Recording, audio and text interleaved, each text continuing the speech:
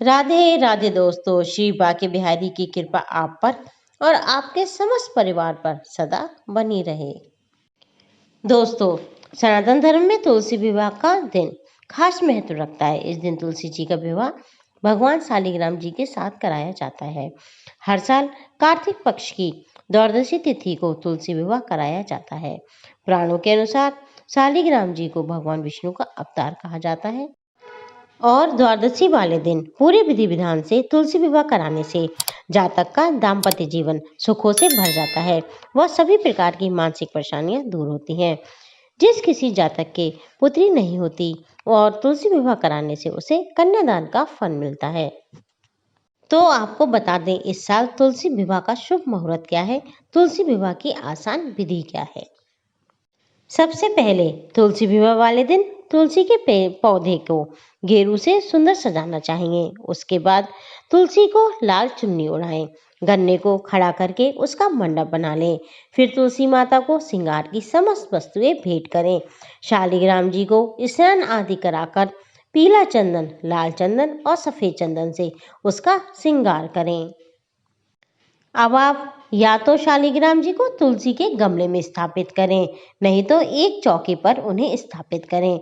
उन्हें जनेऊ चढ़ाएं, हल्दी के छींटे लगाएं, फल फूल मिठाई अर्पित करें। बाद में गणेश भगवान, विष्णु भगवान की आरती करें। लास्ट में भगवान को दक्षिणा स्वरूप कुछ रुपए अर्पित जरूर करें। अब आप सोचेंगे कि इन रुपयों का हम क्या करें, तो बाद में ये दक्षिणा आप किसी पंडित जी को भी दे सकते हैं। विवाह के मंगल गीत गाएं व तुलसी जी की विदाई भी कराई जाती है। आप इसमें तुलसी के गमले को किसी को दे भी सकते हैं। अगर आप किसी को दान नहीं देना चाहते तो घर पर भी इनका पूजा कर सकते हैं। इस तरह आज के दिन तुलसी विवाह कराने से कन्यादान के बराबर फल मिलता है और घर परिवार में सुख शांति आती है। लोगों के विवाह में दिक्कतें आ रही हों, वह तुलसी विवाह कराने से दूर हो जाती हैं और शीघ्र विवाह के योग बनते हैं।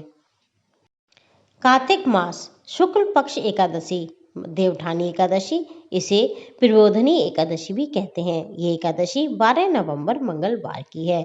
इसी दिन एकादशी का व्रत रखा जाएगा। तुलसी विवाह साल 2024, शुभ मुहूर्त 12 नवंबर मंगलवार शाम को 5:29 से 7:53 इसके बीच ही कराया। तुलसी विवाह कराने वाले दंपत्ति को सुबह से व्रत रखना चाहिए। जिस प्रकार घर की लड़की का विवाह होता है, उसी प्रकार तुलसी विवाह भी कराना चाहिए। शालिग्राम जी को तुलसी का पत्ता रखकर ही उस पूरे दिन भोग चढ़ाएं और बाद में वह प्रसाद के रूप में सभी लोगों में बांट दें। जो जातक देवउठानी एकादशी वाले दिन विवाह करा पाने में असमर्थ हैं, तो वह देवउठानी एकादशी से कार्तिक पूर्णिमा तक कभी भी तुलसी विवाह करा सकते हैं। और यदि आपके पास शालिग्राम जी नहीं है, तो आप विष्णु भगवान की प्रतिमा के साथ भी तुलसी विवाह करा सकते हैं। अगर आप 12 नवंबर को तुलसी विवाह कराना चाहते हैं, तो आप शाम को 5:29 से 7:53 तक कराएं। नहीं तो 13 तारीख बुधवार को आप पूरे दिन तुलसी विवाह करा सकते हैं। तुलसी विवाह कराने वाले जातक को या उसके घर परिवार के लोगों को ये बात ध्यान रखनी चाहिए कि उस दिन किसी भी प्रकार का तामसिक भोजन ना आप करें, ना अपनी रसोई घर में बनाएं। दोस्तों, मैं आपको एक बात और बता दूं कि देवउठानी एकादशी वाले दिन से ही भीष्म पंचक व्रत भी प्रारंभ हो जाते हैं।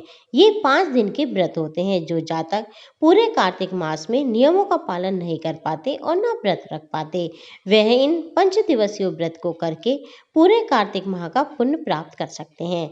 इस बार तिथि के घटने से कुछ कैलेंडरों में ये व्रत 11 नवंबर से है और कुछ में 12 नवंबर से। ऐसे में उदया तिथि के साथ ये व्रत 12 नवंबर को रखना श्रेष्ठ रहेगा। एकादशी के व्रत रखने वाले को कुछ सावधानियां बरतनी चाहिए। जैसे एकादशी के व्रत रखने वाले व्यक्ति को 10वीं तिथि वाले दिन ही तुलसी पत्र तोड़ लेने चाहिए और तुलसी के गमले में जल दे देना चाहिए। एकादशी वाले दिन ना तो तुलसी के गमले में जल देना चाहिए और ना तुलसी के पत्ते तोड़ने चाहिए। ये थी तुलसी विवाह के संबंध में जानकारी। अगर आपको वीडियो अच्छी लगी हो तो इसे लाइक करें और ये जानकारी अधिक से अधिक लोगों के साथ शेयर करें। और मेरे चैनल से जुड़े रहने के लिए मेरे चैनल को सब्सक्राइब करें, बेल बटन को क्लिक करें, ताकि जब भी मैं कोई नई वीडियो अपलोड करूं तो उसका नोटिफिकेशन सबसे पहले आपको मिले। राधे राधे दोस्तों, आपका जीवन मंगलमय हो।